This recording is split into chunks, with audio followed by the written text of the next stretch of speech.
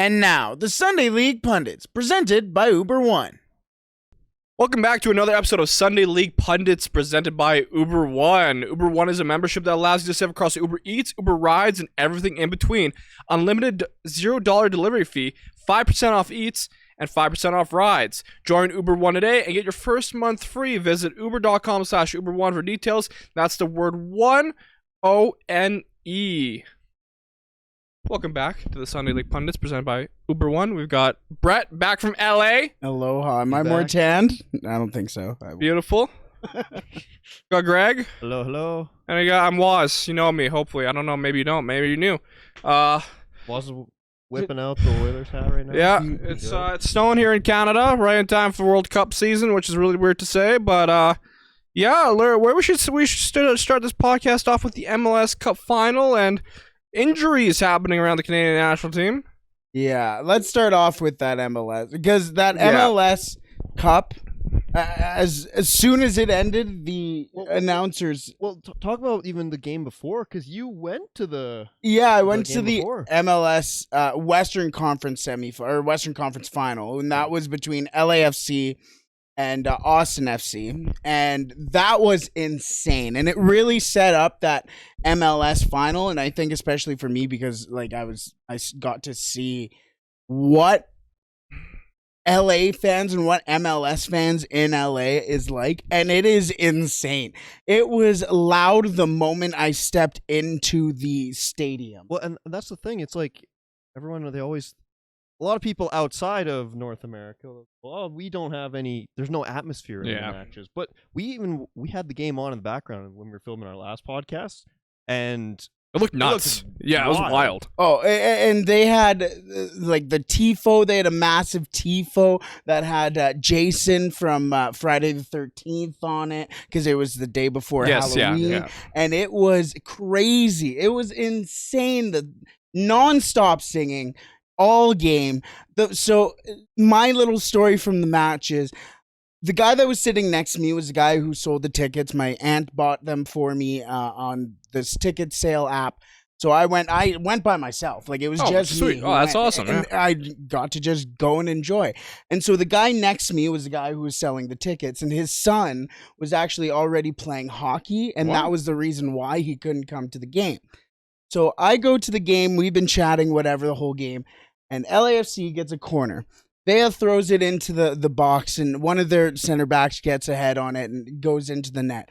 And I have this video, so I'll put it up during this. But I get absolutely none of the ball, none of the goal whatsoever. I'm watching it. It goes into the back of the net, and everybody just goes wild. We go, yeah! I turn to the guy who has the tickets, or gave me the tickets, and I go to high five him, and he just goes in for the hug. And during the video, all you see is me go around this guy, and us go, ah! And just this entire crowd going insane. It was wonderful. It was unlike anything I've ever experienced at a game. Really? Like, I mean, just almost a year ago, we went to the Canada games. How would you compare that, aside from the weather? Well, yeah, significantly warmer. But it was just insane. So much different from what it was for Canada. And the thing about Commonwealth, where the Canada game was, that it's so much bigger than the Bank of California Stadium. It's like a fraction of the size of Commonwealth. So all the noise is right on top of you, and everybody knew every song. They were dancing, clapping along, and it was great. Everything just really led up to the MLS final, because LAFC has been, ever since their conception, been in the back room almost of behind the Galaxy, LA Galaxy. I mean, I was gonna say, you could say in their shadow. Yeah, there you go. That's a better. I couldn't think of what to say. I don't want to know what's going on in the back room there.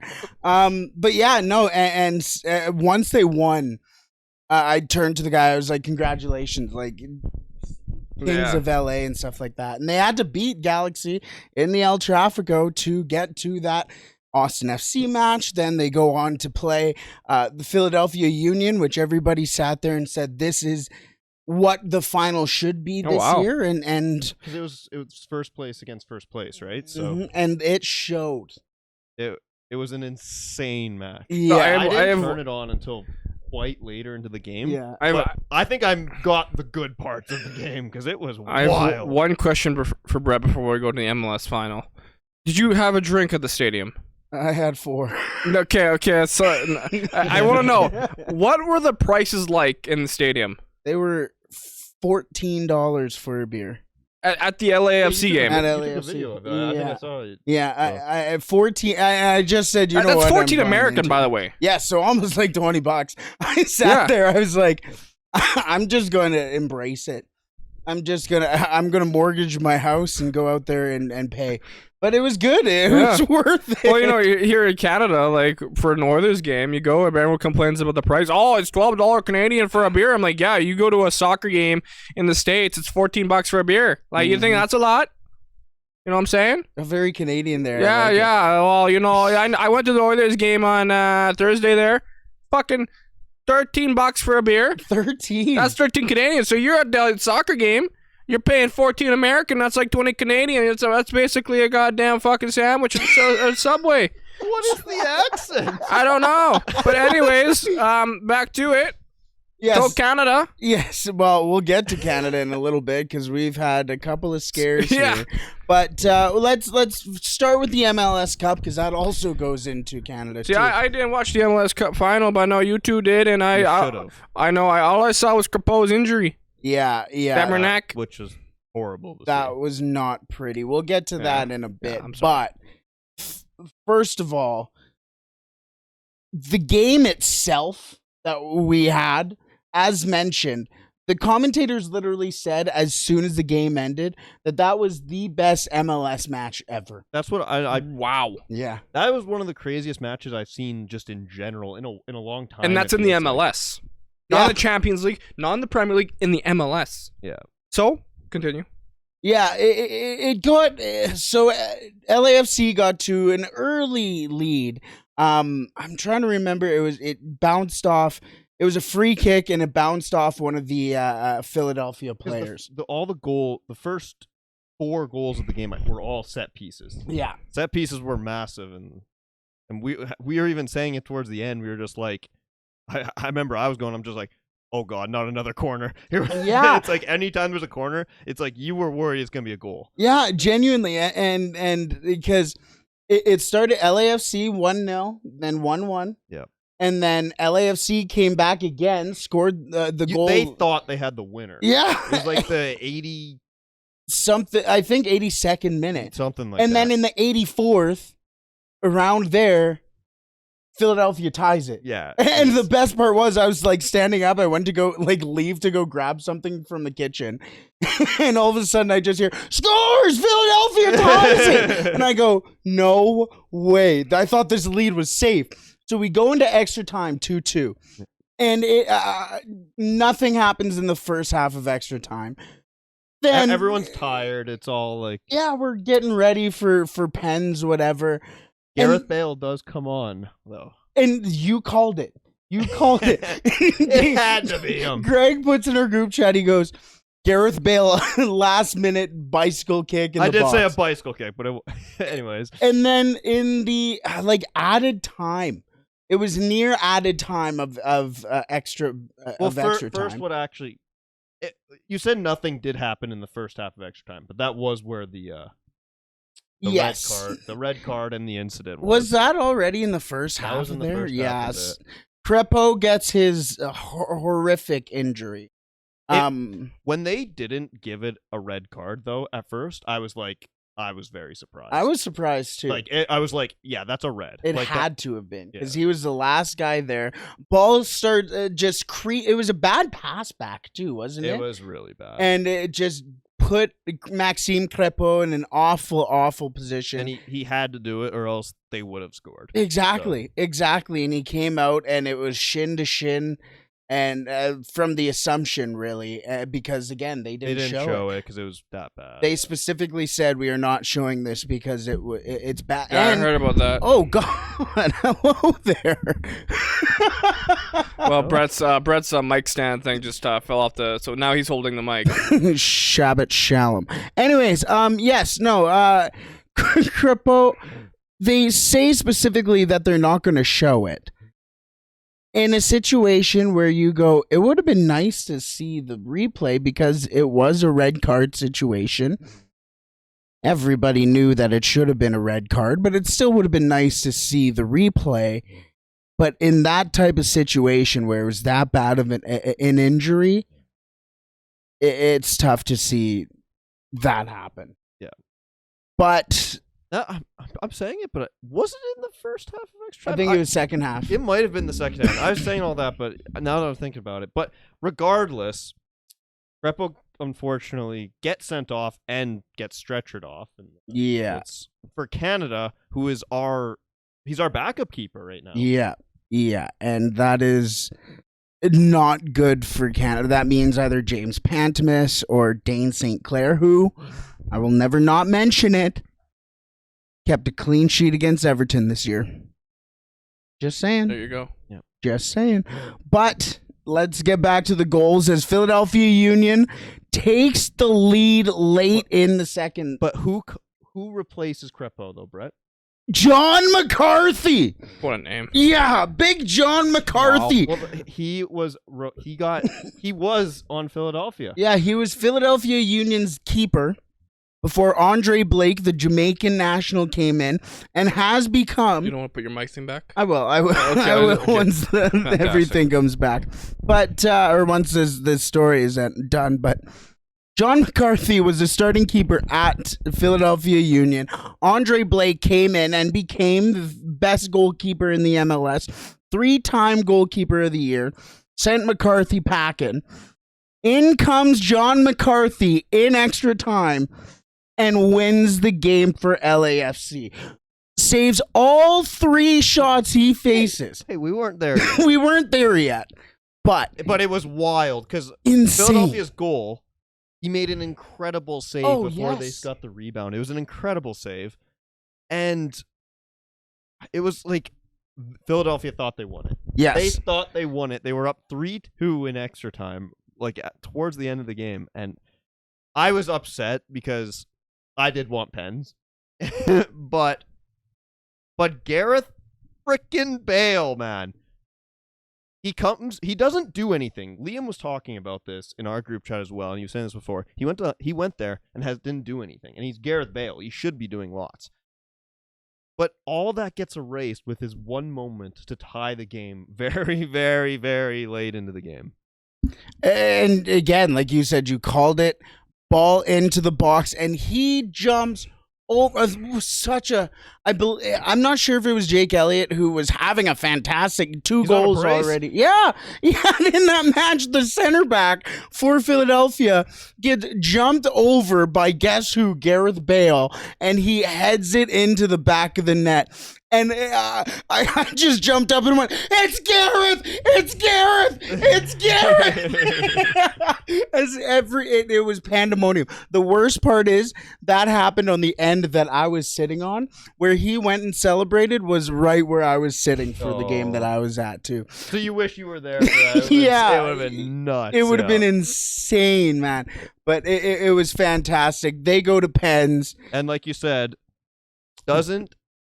Philadelphia doesn't score a pen. Not LA one. missed their first pen. It was honestly a horrible pen by Christian Teo. Yeah. And then I forget the next person for Philadelphia slips, puts it over the bar, and then McCarthy saves the next 2, and they end it. Gareth Bale didn't even take a pen. No, he didn't. But I want to give credit to McCarthy because 2 big saves, great saves. Yep. Second one, he got caught on the hesitation a little bit. He came out, regathered himself, still was able to make the save. But on the first one, I think what's very underrated is that he started right when Philadelphia's taker was about to take the pen. He started talking with the ref a little bit, and the ref was like, "Oh, what are you doing?" Kind of having a conversation with them. And it just got under his skin enough where he boots it over the net, and you just knew right there that McCarthy won the brain battle, right? Yeah. It was such a everything about that match so back and forth. Just when you think you get the advantage, you don't have the advantage, and it was just it was amazing, a great match. It was wild, and it was great. Yeah, it was awesome to see. Why aren't you watching more MLS, Wazzy? I was at my girlfriend's place. Oh yeah, this so guy. I'm sorry. And I think the Oilers game. I think the Oilers at the same time. It was 2:00. Yeah, they 2 were, p.m., sorry. but it ended before the second half ended. Sorry. My bad. That's okay.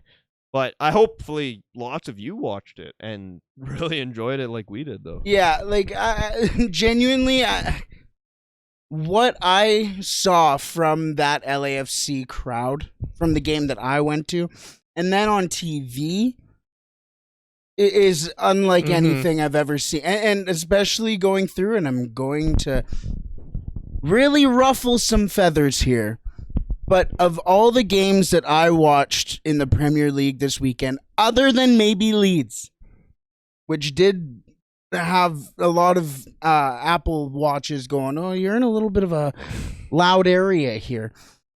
There was no atmosphere in the Premier League this weekend like the LAFC crowd. Yeah.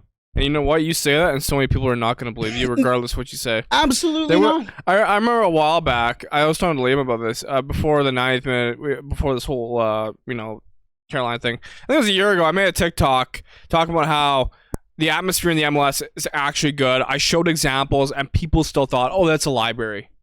I showed them a clip of which was Atlanta United. They have an amazing crowd. I showed an example. I go, "This is great. This is very loud." And like, it's a library. Wouldn't have louder in League Two. I'm like, fuck. Like, what do you want? Like, come on. Yeah. Give the MLS a little bit of credit and respect when it comes to the supporters and the atmosphere, because it is there. They're trying.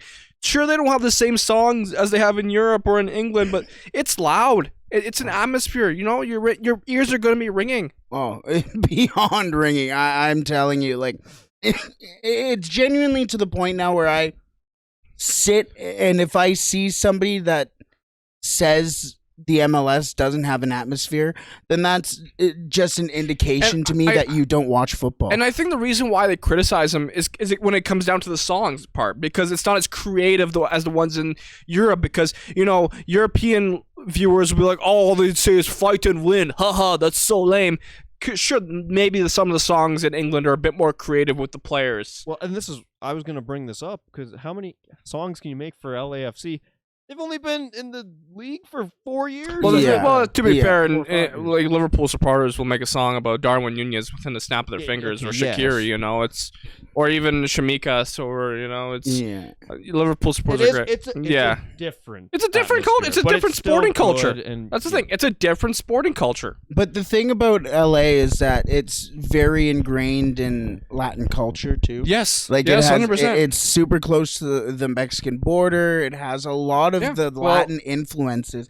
All game, you hear the drums, right? You can hear the drums just going all game long, and it feels like a South American, a Mexican league feel. Greg, you and I went to the Galaxy game with Lucas and Liam a couple years ago, and you can definitely tell there was a Latin flair to it a little bit. Yeah, it was definitely not what the final was there, from what I could see. It was still very American. It was still a good atmosphere. It was still fun. It was enjoyable. I mean, what caught me off guard was the fireworks before the game. Yeah, it's like America. Like, we're here. Okay, it's like you said, it's different. Yeah, I mean, I thought the funny part about that LA Galaxy match was not the fact that in the supporters section a fight broke out. Oh, nice. Don't know why. It was New England Revolution. That did happen though. Yeah.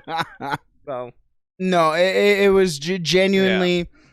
I really hope that I can get to a game next season, honestly, because it was unlike anything. And we were talking about in our meeting as well on Friday that, like, Toronto FC has a great... Oh, they do? That's fantastic. Yeah, great ultras. Atlanta has great ones. Vancouver, you went to a Vancouver game this year. Vancouver's not too bad either. It was all right, because it was a bit interesting, because that was the first game back from COVID that allowed fans back, so it was kind of like a still wishy-washy, but it was really good. It was enjoyable. Yeah. And it was a good game. So.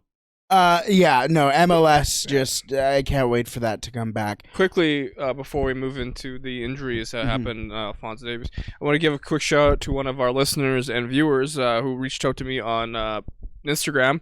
Abelen, I don't know if I pronounced this right, but he asked us a question. He said, first of all, sorry for messaging you on your personal account. Please do. I don't get a lot of DMs slid in, so I don't mind it. It's nice. It makes me feel important. And I messaged you guys the other day on your main account for the 9th minute. I was wondering if you guys were planning to have guests or give fans a chance to talk to you guys. I'm asking this because I find your show really interesting. Thank you so much. There isn't many programs in Canada that talk about football and that go so in depth like yours, and do not just talk about the main teams, but a bit of everyone. It's probably not going to be positive. I would really like the chance to talk to you guys about football. I mean, we're open to having guests. It's kind of just about like how do we set that up and integrate it into the podcast, right? Because we can't just invite someone to our little studio here. Like we're in the middle of buttfuck nowhere. I guess. Sorry, apologies for my language, but yeah, it's I definitely want to bring on guests. I think what we need to do is like set up something for Zoom because that's how guest interviews kind of work. So we'd like to bring up back like Brendan Dunlop back on. He's a legend. We've had him a few times. So I think we're gonna try to figure out how to bring on guests because we definitely want to do that. It's harder to bring on. The second you bring on like one person, then it's kind of like, and I'm talking about like more just for viewers and listeners. Yeah. It gets difficult because then you gotta try. Then you gotta bring on. Yeah, everyone. you don't have. It's unless it's like we do like just a random draw. That'd be cool. I like that idea as well. Come on, something and you like gotta have your take. It's fine and something down the. I like that idea where we bring on a viewer to voice their opinion. Because ultimately, this is what this podcast is about. It's about having an opinion and just talking footy. I dig that. Having fun. I dig that. Let's have something. Just air out whatever you want to talk about. I like that actually. There you go. Just air it out. Come. You know what? You know what? You need a rant? We're here for you. You know what it'd be kind of like? Like how we were doing. Yeah, and that reminded me. We used to just do this thing called it was Locker Room, where called Spotify Green Room. Yeah, it's Spotify Green Room right now. It's like if you ever heard of Twitter Spaces, like where you get into like you go up on a stage online, it's like that crap. It was actually really cool at the time. It was nice interacting with people. In people and they could talk about what, because we were doing it during the Euros. So it was interesting. And we got the World Cup coming up, so let's shift to the World Cup a little bit here. Alphonso Davies with an injury scare yesterday. We're recording this on Sunday, of course. Yeah, and of course now Maxime Crepeau will be out for the World Cup. Yeah, that's unfortunate. Just a horrific injury, as mentioned. Like it was a necessary play, but you sit here and you go, and you said directly after it, and just going, stop league play, because now even today, I believe it was Tyrone Mings against United. He kind of had a little bit of a knock. Yeah. And everyone goes, oh, that's somebody England needs. And now more and more. Heung-min Son had to get, I believe he had to get surgery. Yeah, facial surgery. On his face. There's a chance he'll be wearing a mask during the World Cup. Which, I mean, that's pretty cool. I'm always a mask guy. But you're getting down to a terrible time in football right now where they're constantly... We are... From time of recording, we're 2 weeks away. Yeah. Yeah, it's and there's wild. still another match day. 2 match days left. More. There's 2 more matches? Yeah, Alphonso's not playing the next 2 matches for Bayern Munich. They've shut him down. They said he'd be fine for the World Cup, but they're shutting him down. Plus, for English teams, the next match is our cup matches, too. Yeah. So hopefully you can that's more of a rotational thing, right? Exactly. But for teams like United and Villa, I mean, they play each other. So those are teams that you're not exactly playing Rochdale. I mean, we know you know who the last game before the World Cup is between our teams, right? Fulham versus United? No way, nice. really? Anyway, I wanted to talk about Alphonso's little injury there that happened the other day, because it was obviously an injury scare. No Canadian wants to see that. But I'm more so Gareth Wheeler on One Soccer. Shout out to One Soccer. Good folk over there. They do great work.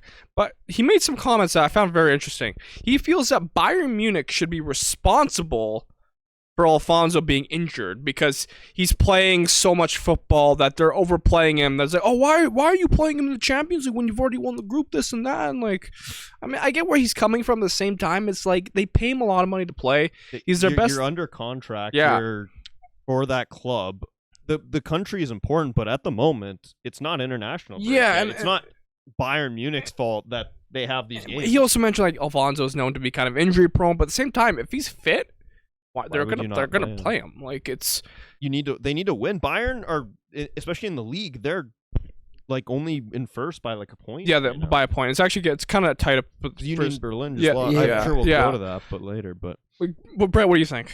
Well, especially like you said, they're only up by a point after being down the entire season. Union Berlin's been leading the Bundesliga the entire year. You gotta play. You're there to play for their team, for your team. You're playing in very important games as well. So does that mean that Leon Goretzka shouldn't play then? Should Kimmich not play? Exactly. Should Mane not play? You make a good point. And I went to this TikTok that they posted about Gareth Wheeler making this point. Somebody made a comment. Alphonso Davies has played 1,543 minutes in the first half of the season, less than Kimmich and Upamecano, and on par with starting players. So all these players have played the same amount of minutes. So maybe should Bayern be dropping Kimmich, Goretzka, the German players? I'm sure Bayern cares more about the German players than the Canadian players, right? I'm sure it's just kind of a thing you don't want. You never want injuries, and don't want that to happen. And Alphonso has had some more injuries, but it's a win-loss situation because in the sense, sure, you don't want Alphonso playing many minutes before the World Cup because of an injury scare, but you also want him playing so that he'll be match fit for the World Cup. 100%. You know, you want to be sharp. You want that sharpness before the World Cup. So it's give or take, right? And we're lucky though. He's not. He'll be better. Yeah. Thankfully, it wasn't anything major, right? And hopefully he can play at his fullest for the World Cup. We don't know. Like Gareth Wheeler also mentioned that on Twitter. He's like, well, is he going to be 100%? Are we going to get... No one's 100%. Yeah. Nobody who's going into that World Cup is 100%. But Alfonso's not, unless it's serious, he's not missing games. Yeah, 100%. And in the same breath, now do you go and blame United for Varane's injury? You go and blame Chelsea That's what I said.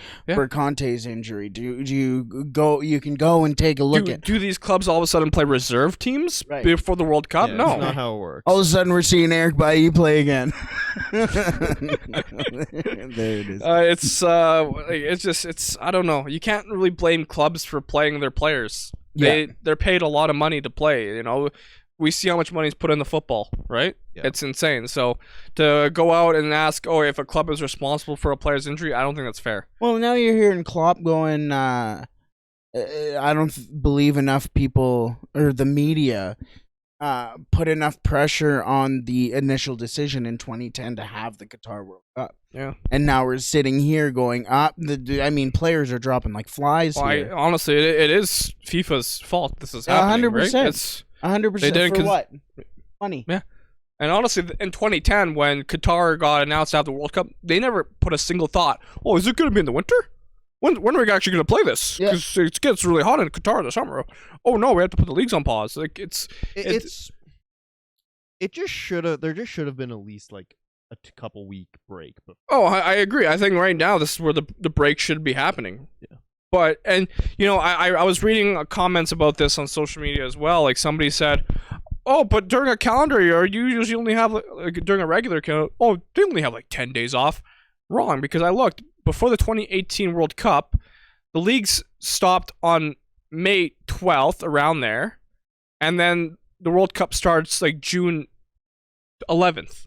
So that is at least a 1 month break with 1 or 2 matches in between, with that being the Champions League final, Europa League, and FA Cup final. Yeah. So it's like in a regular football calendar with a World Cup, you will at least have 1 month break before the World Cup between the leagues and the tournament. Yep. With like 1 major tournament, 2 major tournaments played in between. Yeah. And friendlies. It's all just different because it's our first time having it like this. And in the same breath, these injuries do happen before World Cups. During these kind of the friendlies leading up to the tournament, I remember 2018 World Cup, Kamil Glik got injured for Poland in training because they were playing soccer tennis, and he got injured playing soccer tennis. Anything can happen. So, you know why? Because he tried doing a bicycle kick in soccer tennis. Smart. I like it. And we bought him out of the group. I love that. Bullshit, man. I'm gonna be so mad. I love that. Well, but in that breath, you can also say, "Well, shit happens." Yeah, you know? it's unfortunate. I mean, sure, it sucks because you don't want to see these injuries happening, and a lot of it does come down to competitive football right now being played in the Premier League, the Champions League. It's a lot of football just before the World Cup. Yeah. So. Yeah. 100%. And you see a bunch of Canadians hold their breath because of an injury. And okay, let's pose this question now. If Alphonso Davies isn't 100%, I mean, you play Belgium in your first match, so he's going to be playing as much of that game as he can. But if he's not 100% for the World Cup, what do we see from Canada? Right now, it's no matter what, it's going to be very difficult for Canada. So if he's not fit, who is our best player, he's Canada's star. It's not great if he is not fully fit. And the thing about Alphonso Davies in Canada, too, is that he's not playing left back. He's not playing left mid. He's playing left wing. Yeah. And he's playing as a part of a very impressive attack in Davies, David, and put in either Buchanan or Larin. Whoever decides to start that game. I know Liam was bringing this up to me, like just talking with me about it. He was saying, and I do agree, Jonathan David is going to be very important. Oh, I think he's one to watch for sure. He's going to be like crucial because Davies isn't like he's not a goal scorer like we're talking about. He doesn't play. He creates. He does Jonathan everything. David is the striker. He's going to be so key. The target man, guy can track back. The guy can finish too. So 100, especially against teams that, I mean, has Tayshaun Buchanan done it against Belgium's defense? No. Has he done it against? Well, I guess he's playing in Belgium, so technically. But the thing is, with the World Cup like this is where kind of stars come to shine out of nowhere. Yeah. This could be a coming out. This could be a coming out tournament for Tayshaun Buchanan to show the world this is who I am. I mean, he's already doing it. Club Rouge has been killing him. Well, I mean, you want to talk about Canadians in the Champions League, too. Take a look at Stefan Eustáquio. Yeah. Guy has been on a tear. He's putting himself... Another assist this past week for him against his former team, Paco Ferreira. So I would say for those who, haven't paid enough attention to the Canadian national team, and you're wondering, okay, who are some players I should pay attention to? Tayshaun Buchanan and Stefan Eustáquio. Because everybody knows Jonathan David, Alphonso Davies, Eustáquio, Buchanan, players to watch for Team Canada at the World Cup for sure. Players that are not, they're kind of under the radar still a little bit. Yeah, 100%. And again, Eustáquio's getting starting midfield minutes and has been a massive part of that. Now, because I'm pretty sure in the last match day, they took first place in their group over Club Rouge. So also, I just want to go back quickly to when I was talking about using the last World Cup for an example. Yeah. So the last World Cup in 2018 began on June 14th. The Premier League finished on May 13th, giving most players a month-long break before the World Cup, which we don't have right now. There is some other ones, though. I'm sure, like the Champions League finals. Yeah, of course, the Champions League finals are one-off, the Europa League. But other than that, usually during a regular football calendar, you do have a month break before the World Cup. We have a week here, I think. I don't even know. Like, when does the Premier League finish here before the World Cup? There's a game next week, and then the first game, if Qatar, Ecuador, is following Sunday. Yeah, so we have next week. It depends what team's playing, because like Qatar and Ecuador are playing Sunday, November 20th, while I'm pretty sure... You know what's crazy with the World Cup also? As soon as the World Cup's over, leagues are right back in action. December 26th, Premier League's back. That's crazy. Yeah. And at the same time, it's hard to blame them. I mean, they need to get the schedule going. I mean, it's weird to think that the Champions League group stage is done already. Yeah. It's November. La Liga finishes November 10th. Well, I don't know if there's cup matches involved. And then, of course, La Liga's back December 31st. Not bad. better than December 26th. Yeah, so it sucks that's for wild. the players, but try and keep them fit as best they can, and That's all you can that's all do. you can do. That's all you can do. But also, a quick shout out to the players who are not going to the World Cup. We're going to really appreciate this break. I'm looking at you, Erling Haaland.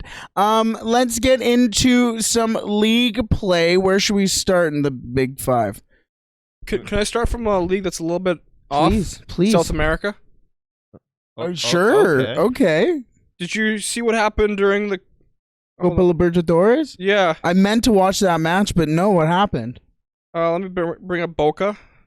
Because it was Boca and River Plate. It was River Plate, wasn't it? That would have been a hell of a match. I missed that match too. Yeah, they're always That was on Friday too, wasn't it? Boca Juniors, River Plate, 9 red cards. What? 9 red cards? Come on. Wait, come on. What? How does that even happen? happen? A lot, but it is Boca and River Plate. Yeah. So I mean, that kind of doesn't surprise me. But how? That's a lot. When were the time that match has to be abandoned, right? That's a final. When did all of them get given? Hold on a minute. The suspense is murdering me right now because this is insane. How are you still looking this up and you knew it was? Oh no, it was Racing Club. It was Racing Club. I didn't think it was River Plate. So Boca Juniors, Racing Club, 9 red cards. Okay, Not so River Plate. There you go. how? Well, there were 1, 2, 3, 4, 5, 6, 7 red cards in the 120th minute. There was 3 prior. Yeah. What? Yeah, and in the 120th minute, you had 1, 2, 3, 4, 5, 6, 7 red cards. And then prior to that, you had 10 red cards, actually. That's a lot of red cards. I'm sorry. What happened? The game ended, right? Yeah, Like, and what was the final score 2-1. Okay. for Boca? Both teams had a red card going into the extra time. And then into extra time, there was a red card in the 100th minute. And then at the 120th, all hell broke loose. Where 1, 2, 3, 4, 5, 6, 7 red cards. One was a double yellow, though. One was good. Oh, that's good. No kidding. And so it was a 2-1 win for Boca. It was for Racing Club. Oh, Racing Club. Hey, Oh. congratulations, Racing Yeah. Club, on your Copa Libertadores. Oh, God. Why? That was I can't comment because I never saw this or. okay, watched the but match, why? Yeah, me neither. Why was this given? Why was 7? I honestly don't know. Okay, you can't just come at us with. I just saw it on social media and I had to talk about it. there's just so I look up Boca Racing on Twitter and the first one that I see is just some guy dancing in the club just tossing up red cards. That's basically what this match is. Why in the hell were there 10 red cards between these two teams? Because genuinely, I have to know, because we sat here talking off the top of this episode going, oh, the MLS Cup is the greatest match we've ever seen. What in the hell happens in 20 minutes? Because you only had 2 red cards going into that. 3 red cards from the 100th minute to the 120th minute, where y'all are just like, fuck this final. I assume a brawl has to be. came out of that, and everyone just started fighting, so the ref just had to start just tossing red cards and getting people out of there. We have to see I this. assume that's what happened. Because all I see afterwards is just everybody celebrating. Yeah. I mean, it's because they won, so. This is the most South American football thing I've ever seen in my life.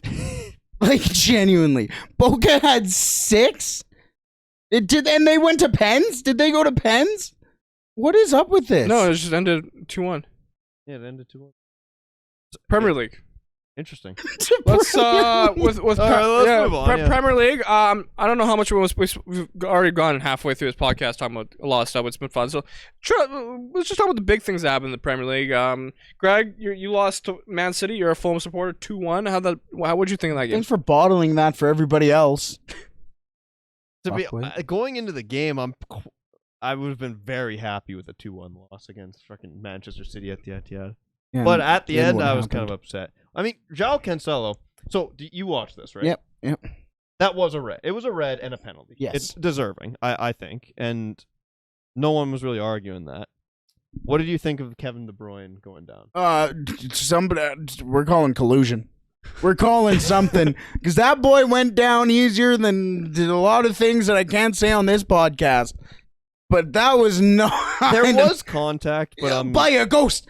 My boy, all of a sudden, the ghost of George Best came by and he went, and down he went. That is ridiculous, bro. There is no way my boy goes down that easy. Jesus. Wow, that's creative. I like it. Give me props on that one. Appreciate.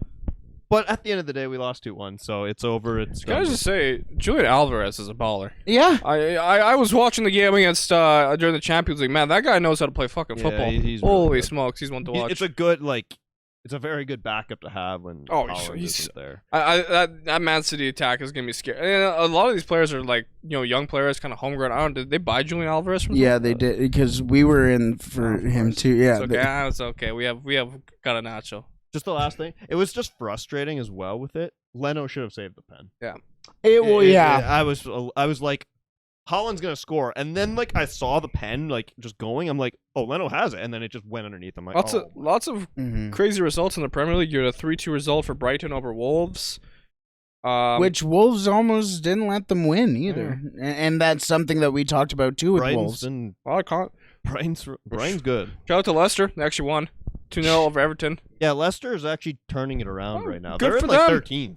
Oh wow, really? But that's how close the table is. Actually, if you actually look at it, Fulham is only 6 points ahead of relegation. Yeah, because at the start of that match, they were in relegation. Yeah, and the thing was after that match, Yuri Tielemans and what a goal! What a goal! Just again showing he's like that. It's back-to-back weeks now, or 2 weeks in between. It's absolute banger. Showing why everybody wants Yuri Tielemans. But him and James Maddison after the match are doing an interview, and the interviewer goes, and of course, you were far and away the player of the match, saying to James Maddison, and Yuri Tielemans just goes. And just starts looking around going, what? And stuff. I saw afterwards people were like, oh, it was a joke, he was messing around, he was laughing, whatever. But I mean, James Maddison had a fantastic match He's been great, and honestly, I'll be pretty surprised if he's not going. Honestly, so yeah, that was a good one too. I said not going to England, not going to Qatar. There you go. Just quickly, sorry. Any other results you want to speak of? You said Leeds and Bournemouth was wild? That was a fantastic match. Bournemouth was up, 3-1 at one point? 2-1 or 2-0? 3-1 at one point, and then Leeds just came motoring back. And that was why there was photos of people's Apple Watches saying, you are in a loud environment. Excuse yourself from it. Because fans were going insane. We know the Leeds fans. They're already crazy. And... it was a great game, honestly. It was a fantastic game, and power to Leeds. Somerville's been killing it. And I just want to give some love to Jesse Marsh.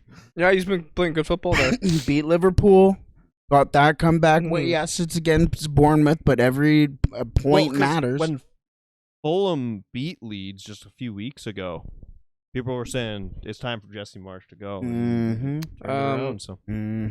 Arsenal. Now 1-0 since being referenced by 21 Savage. I saw a great tweet about Mikel Arteta.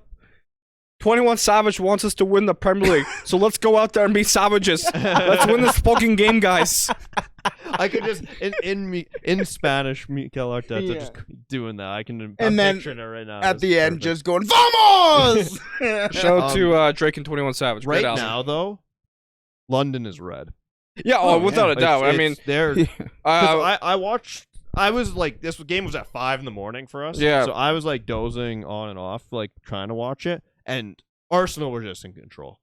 Chelsea supporters were saying how Chelsea just seemed to be very lazy. Oh, they're not. It's something's not working, and it kind of shows that it wasn't it wasn't Thomas Tuchel or Graham Potter, because Graham Potter's side and Brighton is still winning. Like, Yeah. it's the players. So it's clear. There's something going on there. Did you see Cucurella on the corner goal? No. My boy's just holding on to Xhaka just the whole time. He's been not the same player since. It's been a real culture. It's just been a culture shock. I don't. Something up is going. I don't know. There's something going on with the Chelsea players and style. Like, I don't know. Some behind the scenes that we don't know. I wonder if it's like, because maybe it's still with the takeover and everything and all that. It's a little weird. Okay. Brett's a little frozen still. So. Sorry, it's being Marc Cucurella on that corner. I know. Dude didn't move the ball went over his head. Went over his head, and he's just standing there going, maybe if no one sees me, they won't play me. Yeah, Brett. So, do we want to Manchester United? Okay, hold on. Okay. Unai. Good So, evening. Brett. United lost to Villa 3-1. How is this Ronaldo's fault? Why is this Ronaldo? Why don't you tell me? Why don't you tell me, Waz? You tell me. I didn't why watch the match. Really? Because you were very vocal on the fact that Ronaldo needs to go. Ronaldo needs to be dropped. Please tell me why you want me to feed into your agenda. Right. Yes. Good evening. Shut up. I just want to know. Unai is back in the Prem. Why did Man United lose to Villa? We can't score. And first of all, it was. He had some injuries though. Bruno, you definitely missed Bruno today. Injuries. Anthony wasn't there either. Yeah, you're right. But the first couple, we almost had the Edmonton Oilers syndrome going there. First couple of minutes of the first half. Yeah, that's a little painful there. Aston Villa. But the thing is that the Aston Villa that people expected at the beginning of the season? Because they were pretty good when they came out storming in the beginning of that game. Yeah, they were good. Leon Bailey looks a different player already.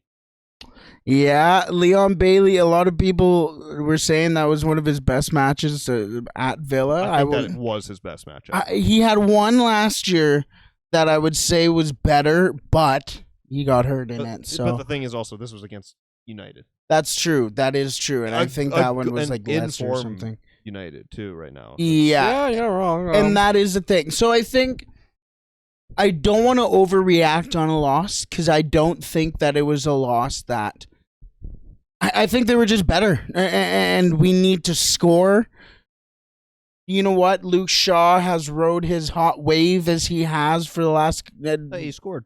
It was an own goal. I think they gave it. They did give it to him, eh? Yeah. We'll take it. But I just think he's ridden. It seems with Luke Shaw, he's like the streakiest player ever. Like he'll give that, be like the best left back in the world for a little bit, and then all of a sudden he's just shit again. Well, I'm sure Gareth is hoping that he's going to be the man because Chilwell of another injury is. I'm talking about another player out for the. When's World Chelsea going to take responsibility? When's Chelsea going to take responsibility for Conte and Chilwell's injuries? I'm excited to see what this England squad is going to get announced because it's going to be interesting. But yeah, no, and Ronaldo, you know what? Ronaldo was one of our better players today, so I'm not gonna crap on him too much. I feel like he's been playing well recently. I've liked his performances. You got the great assist to Garnacho in the Europa League. Yes, I thought it was very good. Ronaldo, you're playing better, but we'll see if you get into my 11. And now let's go to the wow. Probably the most informed team in the Premier League right now because they're not, but they're fantastic. In Newcastle wins again. I thought you were talking about Liverpool. I was about to swing. No, well, Newcastle's third in the Premier League right now. They're part of the Big Six now already. Newcastle. Who do they kick out? Leicester. Come on. Come on now. Oh, the Big Six. Yeah, Big Six. Liverpool. Liverpool's out. Anyway. Yeah, no. I guess you're right. Yeah, you're right. Liverpool, You're right. United, and Yeah. Chelsea. Yeah, but Newcastle with huge results. Southampton.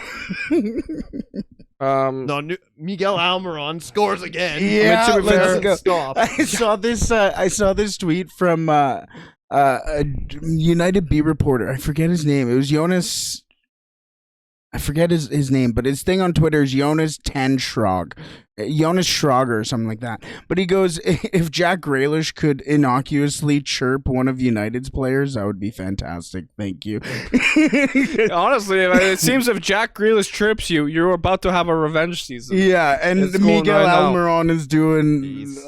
He's looking like incredible. Atlanta United. Miguel Almiron, like, good for him, man. I love Almiron. Yeah, Southampton right now is 18th in the Premier League. So did he get sacked? Hasenhüttl? Yeah. That's what I heard. Yeah. Apparently did get 'cause sacked. I'm not seeing like confirmed reports, but like I've seen like also some things saying it. It's like I don't know if it's an actual that it's true or not. From Sport Bible, according to the Athletic FC, so Athletic Football, Southampton have decided to sack Ralph Hasenhüttl as manager. So We're getting a lot of managers saying bye right now. So yep. Anything the else you want to season. mention with Newcastle, Southampton? The biggest match, obviously, Liverpool Spurs. Controversy in this match. I didn't watch any Premier League this week. I'm on fraud. I know Caroline was saying there should have been. Yeah, Should have been a Caroline pen. Shred was saying comments about this match. What did you guys think? Well, what happened? Can you explain?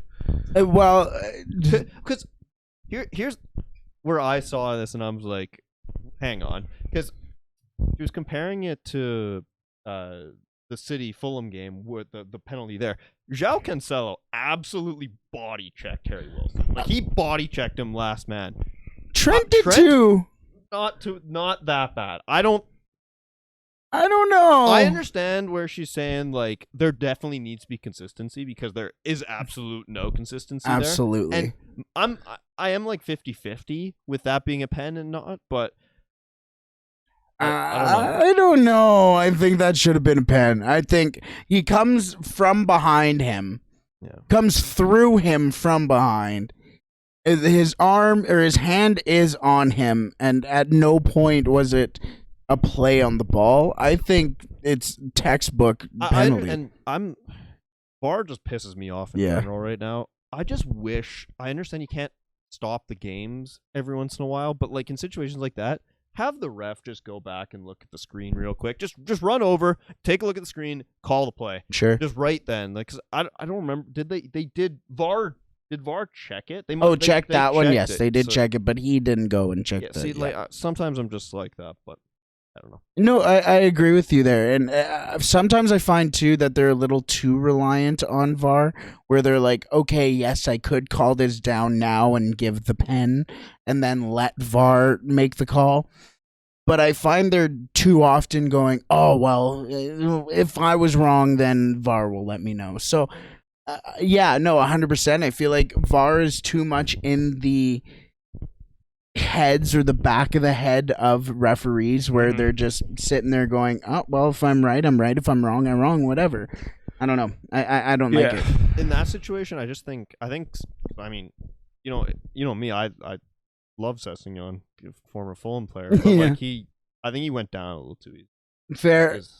I see it. That's what Lucas was saying. He wasn't too happy about Sessegnon's play today, but I think it was a pen. I think it should have been a pen. Again, that consistency. 50-50. I guess, but I still think it should have been a we've pen. seen pens be softer given, and we've seen Hey, Kevin De Bruyne, worse what's going on, getting brother? given them, right? So 100%. no, go ahead. Sorry. Oh, my mind was thinking about Uber. This is the bag here. And my Uber One membership, because I just realized something. It's gonna come in a lot of use soon, because the weather is terrible. It's very cold. I don't want to go grocery shopping, but I can use my Uber One membership to help me for Christmas, for baking Christmas cookies. So think about that. You want to bake some Christmas cookies, but you don't want to go outside because it's gonna be -25 outside. The roads are gonna be terrible.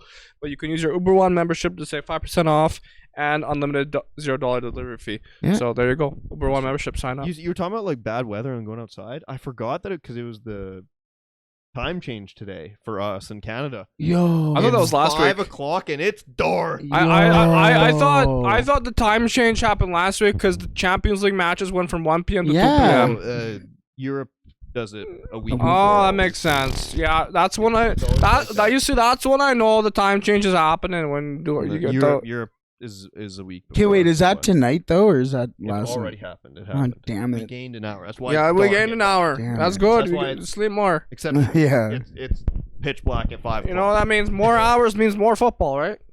I guess so. Going back to Spurs Liverpool.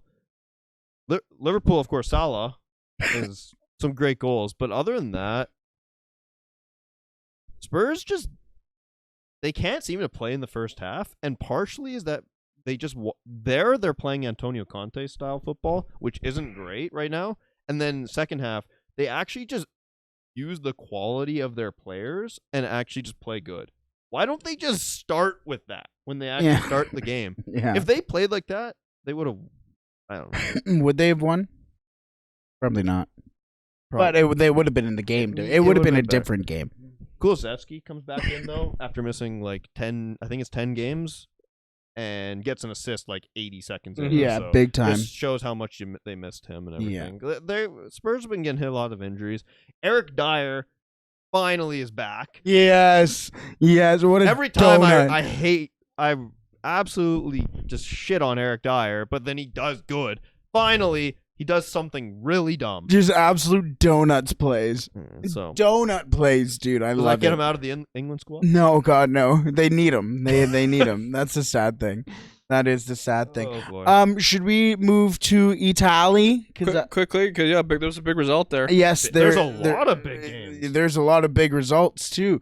The first one that I wanted to mention is the last one that was played in Italy, and that was the Juve win. A big one for Allegri, as they more than anything really Allegri needed. 2-0. 2-0. 2-0 for Juve. This is surprising because Juventus doesn't seem to win much, especially when it comes to big matches. And to beat Inter, who got second in their group in the Champions League, that's impressive. So credit to Juventus for actually getting 3 points against the top of the Italian side. You don't see that often. Nope. Also, your boy Chesney getting a yellow card in the 90th minute in that one. I'm wasting. But there was also But there was also a VAR goal called back from Danilo as well. So a lot could have been 3-0 for Juve. A good match for them. They beat Inter, as mentioned. They are a very good team this year. But the next couple of games for Juve aren't really Juve? I keep saying Juve. You say Juve was an H when you do Juve. What? Juventus. Juve. Canadian moment. Do I say who? What's the difference? It's Juve. It's a silent J. Are you sure? Who cares? Hey, if you're Italian, you call in the below. You come get mad at me. Is it Juventus or For Juventus? saying ma. Hoover. Just because I say Juve and not Juve. Gabagol. Come down. Gabagol you. Anyways, next very nice. Italian game. It's- Lazio Roma. Oh yeah. Oh no, I was talking about Juventus. The Juventus still, because the next couple of matches for Juventus is how's Verona. Am I saying that right, everybody? Yeah, I want to get out. Yeah, don't worry, man. Who have had a pretty solid season this year. Difficult to play against. Lazio, Cremonese, who has been also kind of difficult to play against. Udinese, who's been one of the stories of the year, and Napoli. I mean, those go into January, but still, those are not easy games for Juventus. They get that big result, but can't do. Can they keep it going now? If they lose, Can they build off? if they say okay, so again, their next couple of matches: Verona, Lazio, Cremonese, Udinese, Napoli. Out of those matches, say they lose 3 of them. Are you still? Is Allegri still manager? I mean, he probably shouldn't be at this point, but he is, and I think they will just stick with him. Oh, wow. Was he? If they lose 3 of the next 6, is Allegri still manager? Probably because Juventus have yet to sack him. That's Yeah, insane. That's so wrong, The though. fact they haven't sacked him is ridiculous. You know, that happened in the Premier League. You know, he's gone. Oh, yeah. Yeah, it happens. 100%. You're gone. Well, I mean, maybe Thomas Tuchel will take over Juventus, but I don't know. That would be bad. Yeah, also Napoli won in... It was a good game. I think this is first versus second going at it. Mm-hmm. I know this is early, but it might be Napoli's year in the Serie A. It's right now. It's seeming like it. They were, I think, 6 points clear of Milan. In a 6-pointer too. Yeah, so that was a massive game. At Atalanta was home too, so they started off well with a pen from Adamola Lukman. Good to see my boy Zielinski with 5 assists in Serie A. Poland are gonna need him for the World Cup. Please do not play him anymore. We need him. I'll be honest, with Poland, it's like one player gets hurt, we actually are fucked. Really? Eh? With Team Canada, if Fonzie's out, I feel like, okay, I believe in Canada as a whole. With Poland, it's like, shit. I know what you mean. I know. I don't know. I find Team Canada is a team that doesn't rely on individuals as much as some nations. I know we were winning without Fonzie, but that was yeah. But I know, but that's the thing. This like is Belgium. This is Kevin De Bruyne. Canada didn't get carried by Alphonso Davies in qualifying, right? Like they won these games as a team. Players, like I was saying, that's I get it. Not true. Belgium and Croatia, where you have honestly the 2 best midfielders in the world. Quickly, right now, What? No. Big results in Germany if we want to move there. Well, we'll go to Germany next, but just really quickly, Roma loses to Lazio. Mourinho's not having a fantastic season. Still having a good season, but yeah, there's massive games in Italy. Well, if I'm not mistaken, too, I'm pretty sure they went down to the Conference League as well.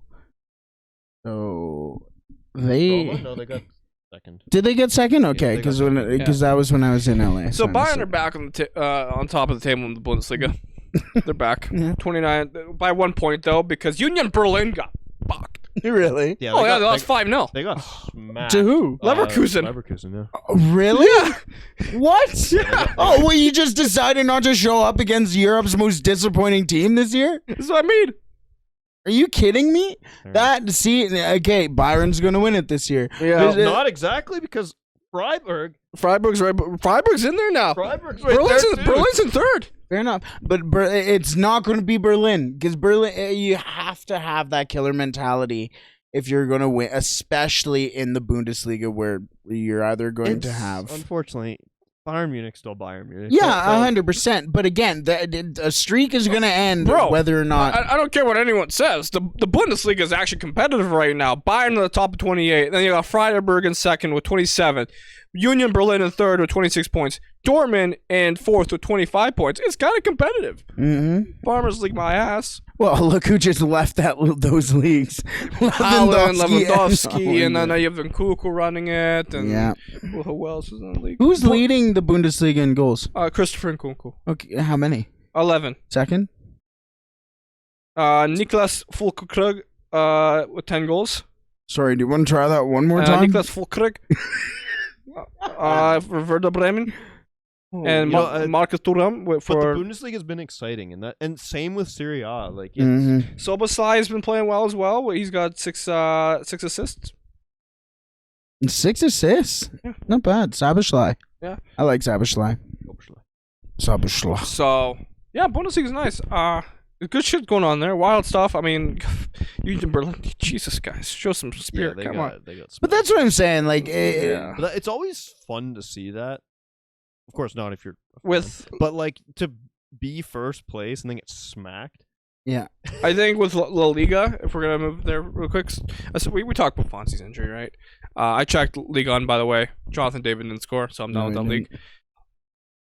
PK has retired. Yeah, that was sad. That was sad to see. Yeah. It, kind of out of nowhere, too. Yeah, Liam and I were recording our podcast on Thursday, and it dropped in the middle of it. I was like, oh, shit, he's actually retiring on Saturday. He's done. Yeah. And, as soon as he heard that he might have to wear Shakira's name on that Barca kit, he retired. He said, I'm done. Didn't they already do that match? No, I don't think so. No, so there's nothing confirmed, but as soon as he heard there was a chance, he's like, you know what? Maybe football's... I don't need to be here anymore. I'll go to the MLS. No, that was actually really sad seeing. I mean, look, as long as we've watched football, JRPK has been a part of it. Literally. So long now. He was the first team of the year I ever packed in FIFA. In FIFA 12, I packed PK and I couldn't pronounce his name. I called Matt on the phone. Hey, man, I packed this guy named Pick. His cards are blue. And then Matt's like, you idiot. That's Gerard Piqué. Yeah, I didn't know how to say his name. I was like, oh, hey, I got Pac Pick. He's like worth 500,000 coins in FIFA 12. That was his team of the year. It was actually... Oh, my pack was stupid in FIFA 12. So, Greg, remember when I packed Ronaldo in form? Yeah. I shit my pants, man. My mom wasn't a fan of the credit card bill afterwards. Manchester United legend, too. PK, yeah. PK. Yep. But yeah, shout out to him. Fun fact. Legendary career, so many trophies won. And a staple, too, of, like, international football. I don't know if I would consider him as one of the best defenders of all time, but he was always a class defender. He was just always in that Barca 11 for a while. Like, I saw some comments, Gerard Piqué, one of the best defenders of all time. Like, I would say so. One of the best. I would have put it like top 5. Maybe not top 5, but he's I don't know certainly... where I the put amount him. of defenders in the world in Yeah. general, you can say like one of the best. Maybe in this One of the best can be generation. considered, like top 25. He certainly had his longevity. You got to give him credit for longevity because he was around for a while. Yeah, and no, he is a fantastic defender, and it's hopefully have a good retirement. Yeah, if you're certainly watching the Sunday League Pundits presented by Uber One, but congratulations on your career. Who would you say is better, Ramos or PK? Oh, easily Ramos. Oh. Okay, Ramos all is right. actually very versatile. He actually, fun fact, I think in 2010 World Cup he played right back. Yes. Yeah. Well, I don't remember which exactly, He but played yes. right Yeah. back, I just wanted to see. We're talking about. What do you say? You say PK? No. I'd probably go Ramos too. I just I don't know if anything else to discuss about football. No. Again, podcast? massive congratulations to LAFC. Speedy recovery to Maxime Crepeau and to Alphonso Also, Davies. Big shout out to Vancouver. They have a CPL team coming. Yes, Yeah. yes, that's a good shout too. Also another quick story just from LAFC, just to wrap up today. After the match, I was on a scooter, one of the Lime scooters, Nice. trying Those are to fun. just kind of get out of the area and get an Uber back to my family's place. And different type of area around Bank of California Stadium, but everybody was pumped about the win. So I'm kind of going back and forth from this area, trying to figure out where the best possible spot to get an Uber is. And as I'm scooting past the arena again, there's this group of fans going, "Yeah, LAFC, let's go!" And I'm on a scooter, and I'm not very coordinated on the scooter. I can go fast, I can do whatever, but as soon as you ask me to take a hand off the handlebars, I'm screwed. One thing. Sorry. Go ahead. I'm not done yet. So we're going through, and they go, "Let's go LAFC!" And I'm like, "Sure, I'm gonna throw a hand up, give a high five." I give a high five, clean high five to the first guy. Not so bad high five to the second guy. All of a sudden, the impact freaks me out.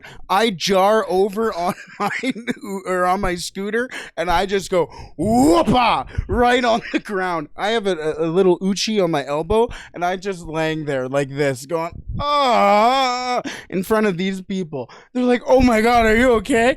I'm like, "I'm fine. I'm good." I'm gonna like get back on the scooter, go into like a Rite Aid to go to the bathroom, and I'm just like, "Oh my god, I'm so screwed." Don't drink and drive.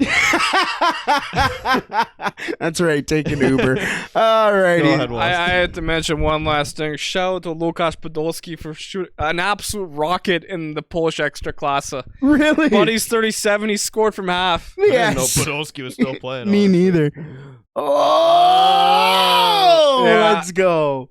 Hell yeah, that's what I'm I'll read- talking God, about. that just makes me think of Patrick Schick, and I'm so ready for the World Cup. I'm now. so ready for. Oh, Yeah. beyond half. Yeah. That's clean. Yeah. Well done, Podolski. So he's still ripping it up in Poland for Górnik Zabrze. I think that's pronounced it. Lucas can probably pronounce it better than me. But yeah, shout out to everyone who tuned in to this episode of the Sunday League Pundits presented by Uber One.